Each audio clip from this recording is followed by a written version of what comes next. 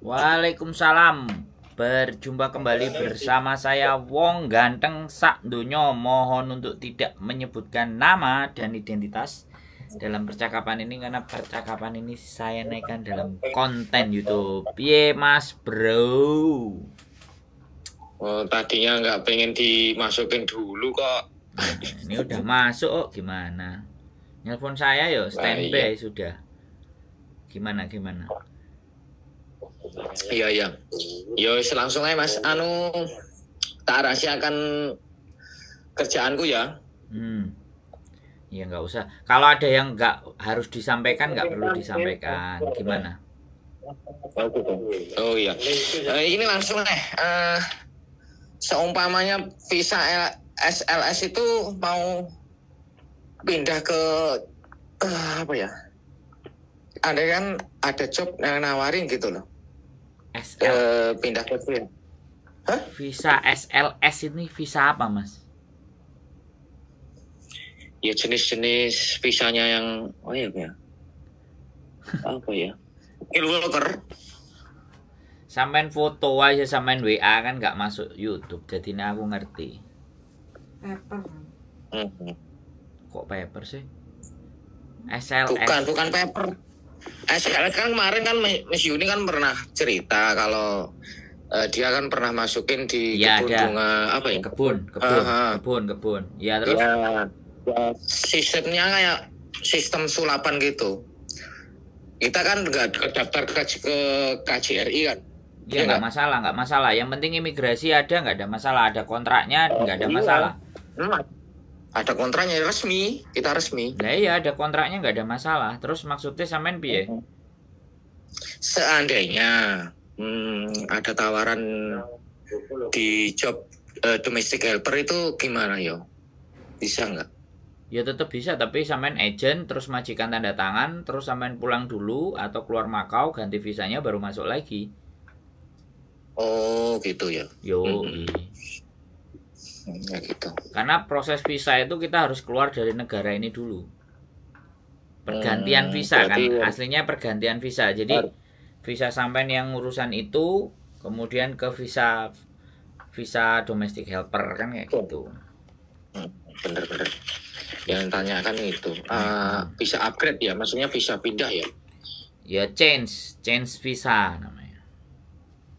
Di change jadi pindah, tapi kan sudah ada majikannya, terus agent yang ngurus, terus KJRI karena masuk ke domestic helper.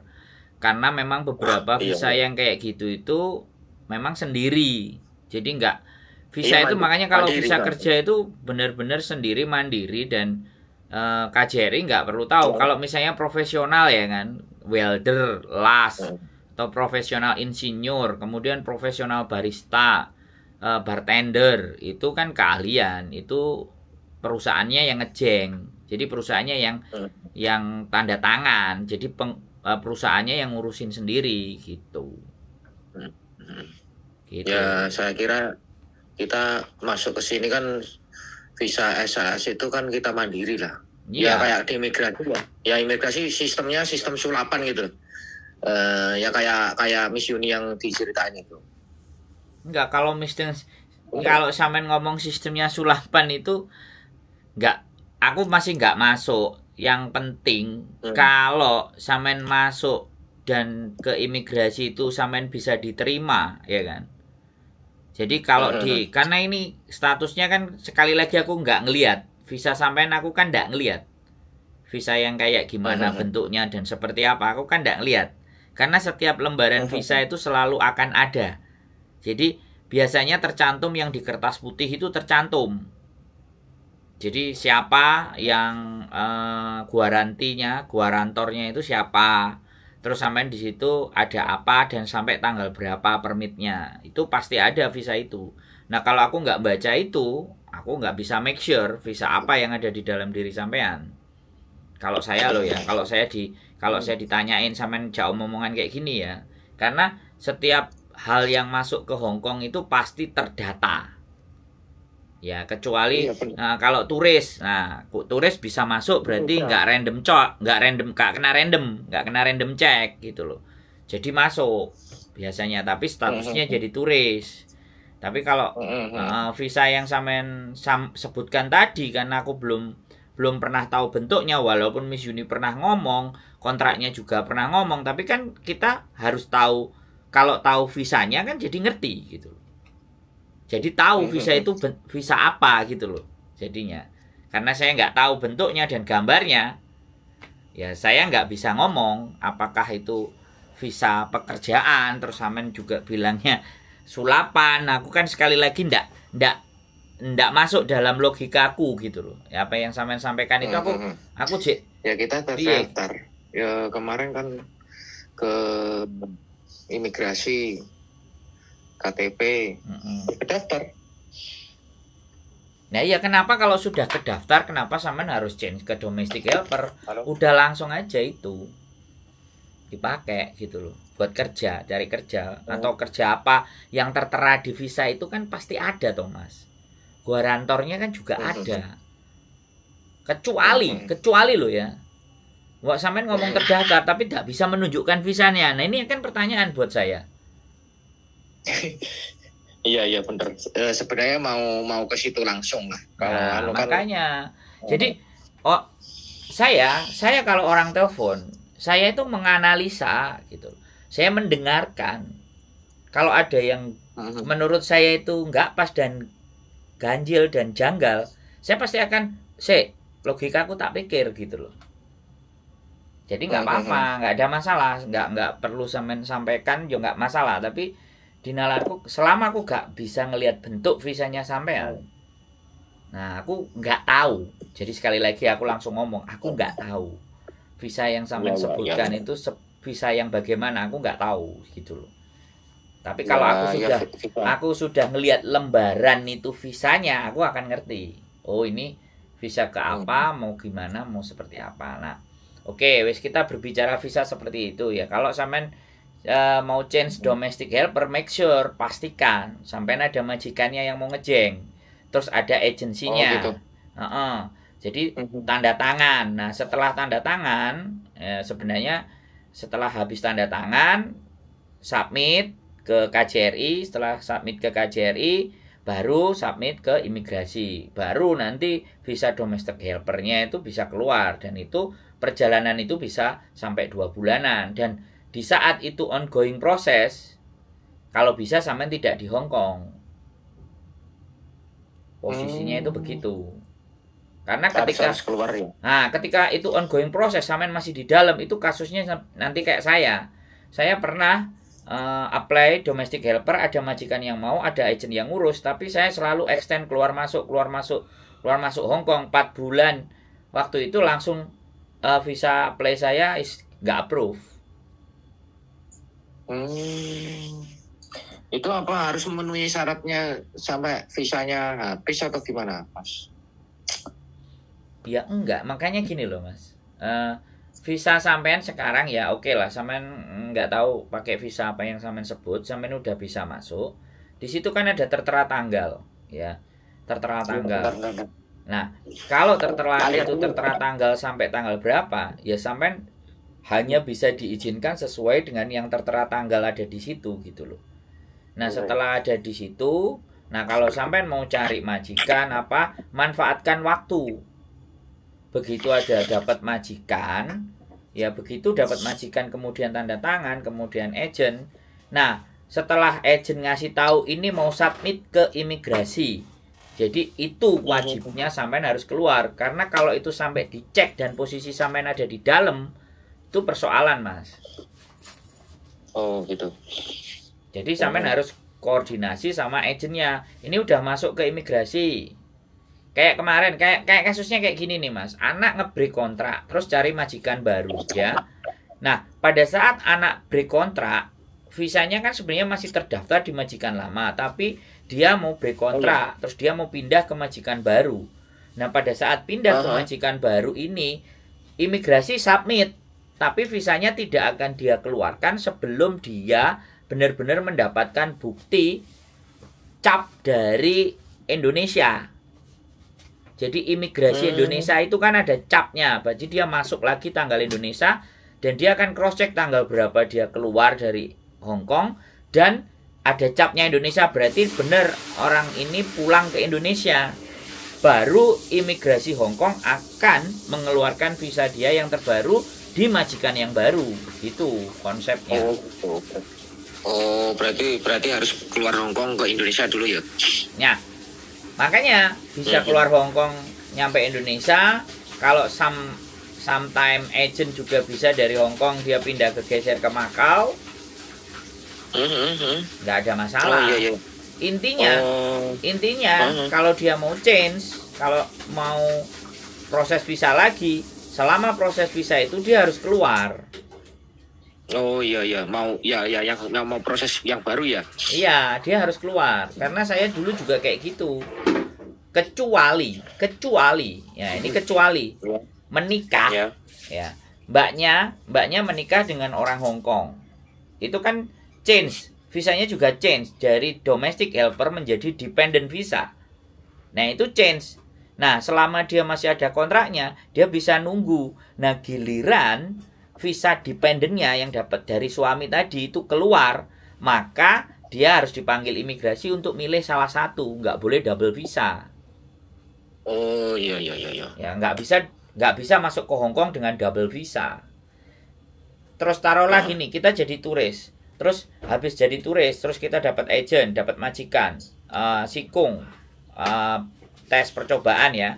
Oke, majikan tanda tangan, agent tanda tangan, agent ngurusi semuanya.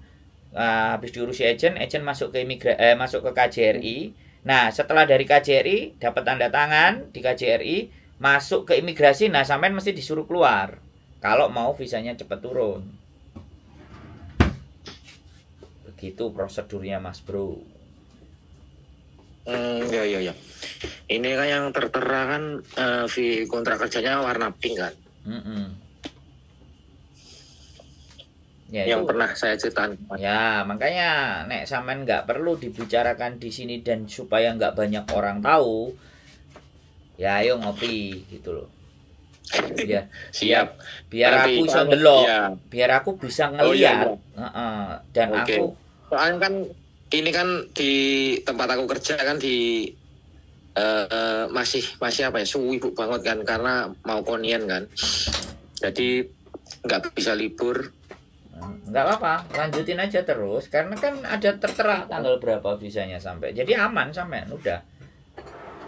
Iya ya, kemarin kan udah ke imigrasi kan buat KTP kan. Nah, ya sudah. Itu yang saya tanyain kan seumpamanya ada majikan baru gitu loh, mau. Nah, ya udah tak jawab. Kan sudah tak jawab itu tadi. Oke, siap. Jadi tadinya mau terus tadinya mau cepet gimana? Lanjut dulu sampean ngomong. Tadinya mau ngabarin Mas Indro itu Mas Andro cepet-cepet gitu loh. Yang kemarin aku ceritain kan, aku kan prosesnya gini. Ternyata ya bener juga gitu loh. Kita ya bener-bener ada yang dikatakan Miss Yuni kan, aku pernah proses 3 orang yang di kebun sana gitu loh, yang pakai visa SLS gitu loh. Ada memang ada spesifik job. Kalau ngomong itu ya bener spesifik job. Jadi ada majikan yang mau. Nah, kalau sampai spesifik job itu ada, terus habis itu di sini juga hanya sebagai sementara, kemudian mau change lagi, ya nanti lama-lama ya makanya segera diselamatkan aja. Dalam artian nek anjene ndang geser ya digeser. Kalau menurutku wis ya jalan aja dengan visa itu aja dulu. Jangan berpikir domestic helper dulu, wis yang itu dijalani dulu. Kalau itu memang ada yang dijalani, kalau memang tidak ada yang dijalani, ya apapun yang bisa dijalani itu. Yang penting kalau sampean berkeliaran itu kan bisa ditunjukkan visanya ada gitu loh. Ada. Makanya ada. Itu artinya ketemu siapapun dan apapun nggak ada masalah. Tapi masalahnya kalau spesifik job itu sampean gunakan untuk cuci piring dan ada penggerbekan, nah itu beda persoalan. Iya kan di luar job itu. Nah, itu kan beda persoalan. Makanya saya bilang gitu. Nah, kalau itu kayak papan lah. Bener. Jadi kalau misalnya ada something yang butuh dibicarakan ya. Yang saya iya Mas, sekali lagi mau tanyain katanya ya aku dengar tuh kelebihan dari ini ya yang pakai visa SLS tuh gimana ya? Lebih dari 5 tahun atau 7 tahun bisa upgrade independent visa bisa nggak? KTP sini loh katanya kelebihannya gitu. Nah ini, jadi nih kalau sampean berbicara tentang itu, jadi kalau kedepannya ternyata itu sampean jalani, nah nanti biasanya ada surat, ya kan? Ada surat penawaran buat sampean dari imigrasi. Apakah Anda mau mengambil permanen visa kayak gitu? Jadi dijalani 7 tahun. Jadi kalau bener itu ada Mas ya? Ya kalau memang pekerjaannya sampean ternyata ya secara pajak bayar, secara MPF bayar, otomatis permanen itu juga bisa diberikan. Karena ketika tidak ada kontribusi MPF, pembayaran pajak, karena gajinya under kayak mbak-mbak nih kan 4873 ini kalau setahun pun nggak sampai berapa, makanya itu pun walaupun lebih dari 7 tahun 10 tahun itu tidak akan bisa dapat permanen. Tapi kalau kayak sampean gajinya bisa mencapai 15.000, 20.000 atau 25.000 atau jelek-jeleknya standarnya Hongkong 18.000 itu masih bisa selama company-nya itu support gitu loh. Dan sampean ada rekod pembayaran MPF dan pajak tahunan kalau seandainya penghasilan sampean itu masuk ke termnya pajak di Hong Kong gitu loh. Bisa dipahami nggak? Bisa. Jadi di situ. Kalau masalah gaji sih ya lebih dari lah, cuma ya lebih dari lah, beda lah. Ya makanya ditelateni aja, ngapain geser ke domestic helper? Pertanyaan saya itu dari tadi sampean kenapa kok mau geser padahal sudah dapat visa itu gitu. Ini yang menjadi pertanyaan, paham nggak? Kalau sampean nggak mau sebutin, kalau sampean nggak mau sebutin jangan disebutin. Tapi pertanyaan otak saya itu kenapa kok bisa begitu gitu. Nah itu kita jawab nanti kalau ketemuan aja. Ya bener, ya itu masalahnya itu. Aku kalau ngomong ke sini kan nggak enak, dalam arti nggak enak itu kan agak ke privasi. Tahu, saya tahu arahnya gitu loh. Saya mengerti arahnya mau ke sana gitu loh. Karena ada something yang memang harus tidak dikomunikasikan ke publik. Siap. Itu harus ketemu aja dulu, ngobrol yang enak, cari, nggak usah buru-buru. Tapi saran saya udah yang ada di situ apa saja, cari kiri kanan atas bawah, yang penting baik-baik gitu aja. Yang penting baik-baik, terus ingat tujuan dari awal, karena mencongnya tujuan itu bisa menjadikan dampak ke kehidupan kita berikutnya gitu. Soalnya kan ya tahu sendirilah di sini tuh seperti apa sih pergaulannya, kayak gimana sih gitu kan. Mbak juga kayak gimana. Nah, itu kan yang menentukan. Kalau sampean bisa mengambil kesempatan, sebenarnya ketika visa sudah ada, jobnya sudah ada, sampean minta izin ke majikannya untuk apply sopir gitu loh.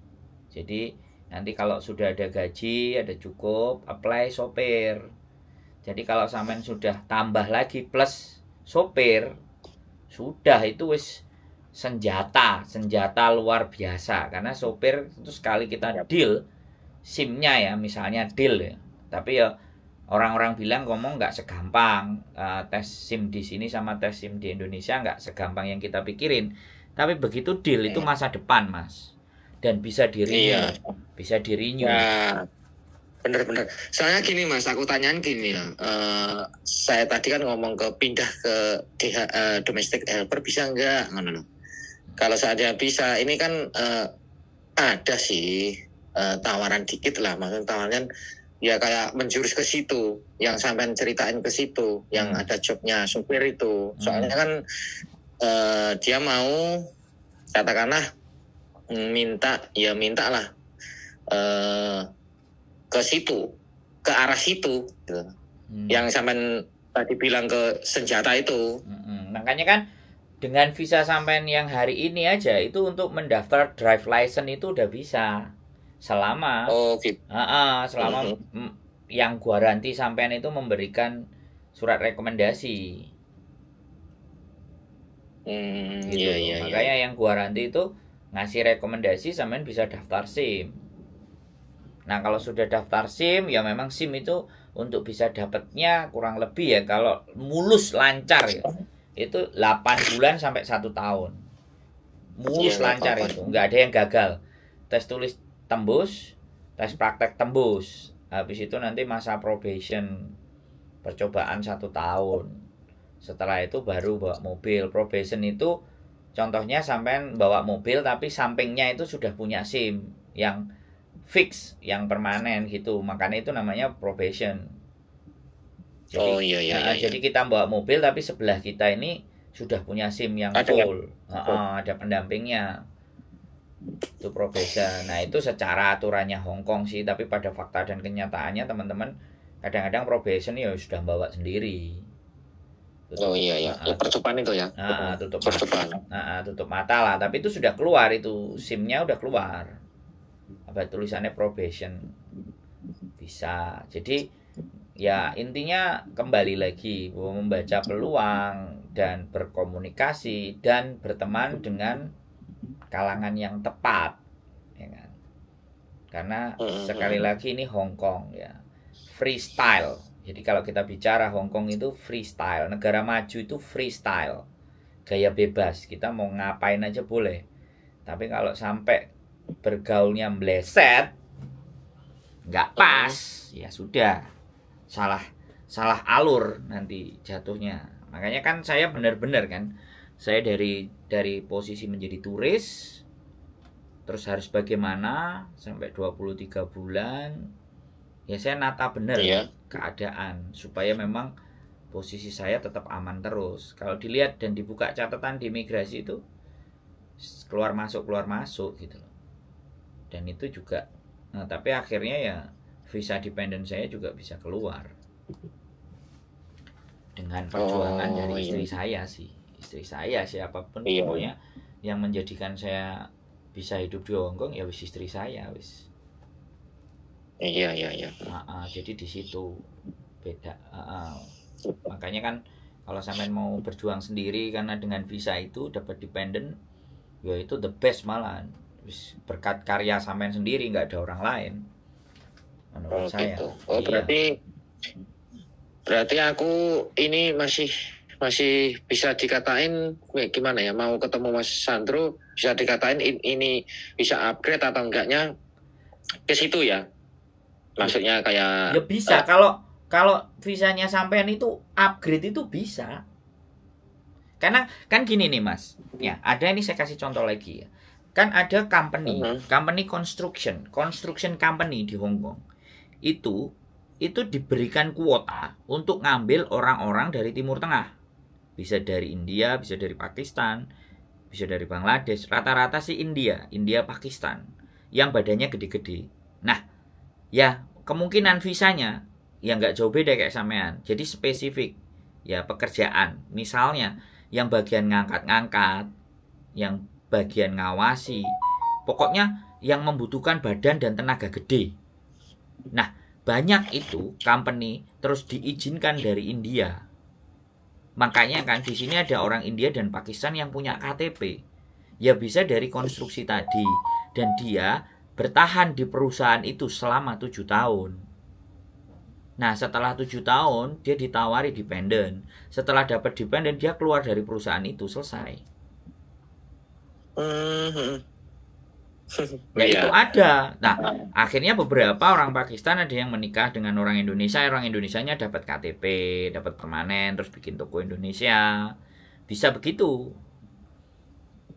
Itu makanya kenapa kok orang Indonesia nggak bisa. Ketika saya pernah sempat bertanya, ternyata orang Indonesia kan hampir rata-rata sama kayak orang Hong Kong, kecil-kecil.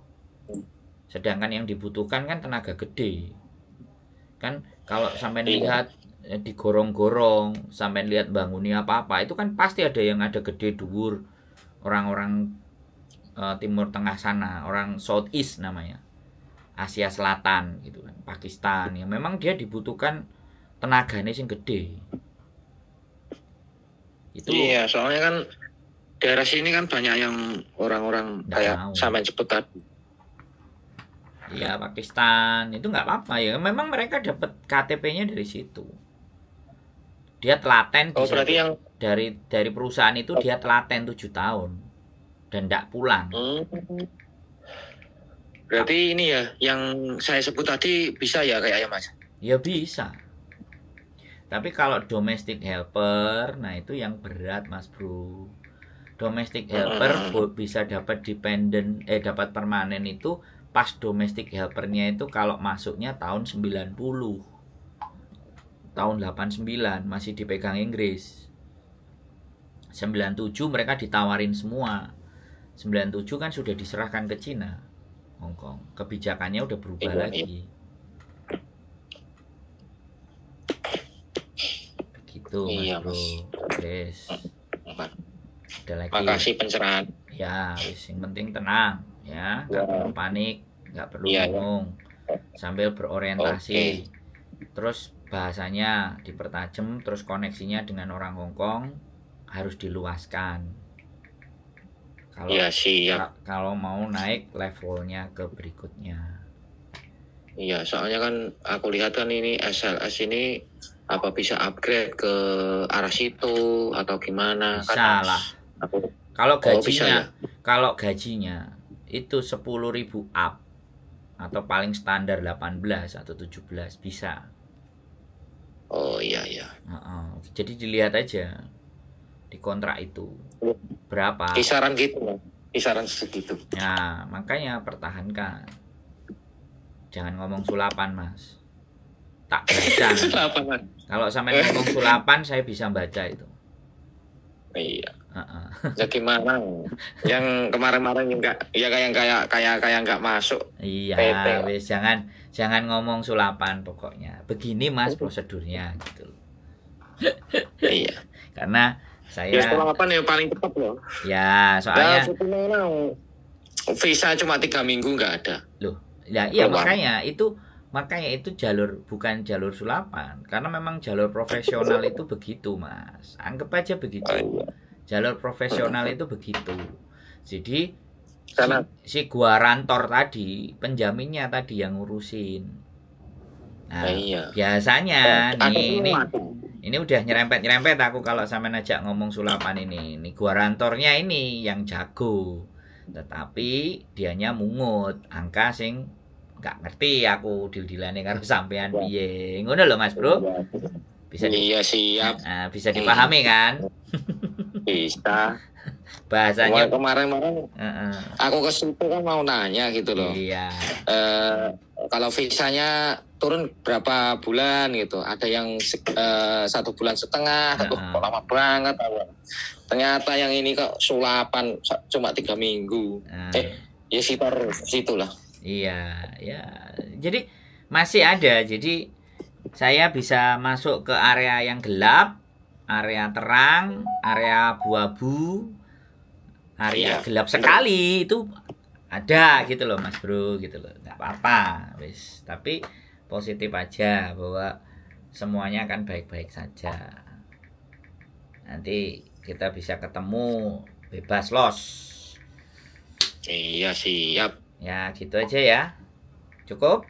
Nanti kita sambung kapan ngopi, nyantainya hari apa, kabar-kabar aja, jangan mendadak. Oke. Paling ya inilah Mas, paling Konian atau gimana. Soalnya kan Konian kan katanya Mas kan puneng tongah. Betul. Semua full ini. Semua. Kalau orang sini pokoknya Januari ini habis. Itu isinya full resik-resik tok isinya. iya. Habis full resik-resik kan ini 1 2 3 4 itu wis bodo prai kabeh. Tapi kan penerapannya, tapi gini Mas, penerapannya di tempat kerja beda lah maksudnya. Ya nanti kalau udah ngopi ngomong enak, ya ntar tak ceritain semua lah. Itu ininya gimana, aku terus harus kemana, jalurnya gitu loh. Oke, yang penting aja nyerah ya. Sekali lagi aja nyerah. Siap. Ya. Siap. Oke. Ya, sip. Tak tunggu. Tak tunggu ceritanya sampean ini extraordinary soalnya. Belum ada yang cerita. Soalnya kan kemarin-kemarin aku ya mau ke Miss Uni sama Mas Sandro gitu kan, mau ini apa ya, kayak ngomong-ngomong gini loh. Ya. Soalnya kan kemarin kan dipatahin juga, ada kok jobnya gini. Ternyata di Hongkong ada gitu loh. Ya. Kita ngikut aturan Filipina lah kayaknya. Siap. Bener. Jadi menurut saya ada, dan tergantung guarantornya. Guarantornya ini kuncinya. Yang penjamin. Iya bener. Kemarin kan aku ikut linknya agensi kan lewat skill Mandarin gitu, bahasa. Oh ya. Pokoknya Hongkong itu rupa-rupa warnanya, Mas. Nek ngerti rupa-rupa warnanya. Nah, kalau sampean mulai wis melihat dan mulai menjalani. Nah, kalau saya kemarin timik-timik disian gitu loh. Ya timik-timik gitu loh. Iya. Pokoknya semangat. Ya saya tunggu nyantai-nyantainya, nggak usah buru-buru. Kita diskusi yang los. Oke? Iya. Oke. Ngomong-ngomong, sampean agensinya apa? Bandung ya? Apa gimana? Enggak, saya sudah enggak di Bandung. Saya ada, sekarang punya istri saya sendiri. Oh gitu. Ya ngomong langsung ya buat apa ya? Bulan 5 lah kayaknya. Ada nggak yang stay out gitu, cewek? Wah, stay out susah, Mas. Dianya si mbaknya aja suruh telepon sendiri ke kita. Oh, oke, siap. Biar enak. Siap. Oke. Ya. Ntar kasih. Oke, siap. Semangat. Pokoknya kayau, cayo nek Mas. Cayo. Wes, sabar di sini Colin biar amplop merahnya tambah gede. Siap. Iya, siap. Matur sembah nuwun masih ya. Assalamualaikum. Makasih. Waalaikumsalam. Oke, teman-teman. Luar biasa. Tapi ya begitulah. Semua punya cara dan semua punya jalan. Yang penting seperti apa jalannya, seperti apa caranya, semuanya lihat di hasil akhirnya. Proses pasti tidak akan mengkhianati hasil. Keep stay tune my YouTube channel and see you next video. Bye bye.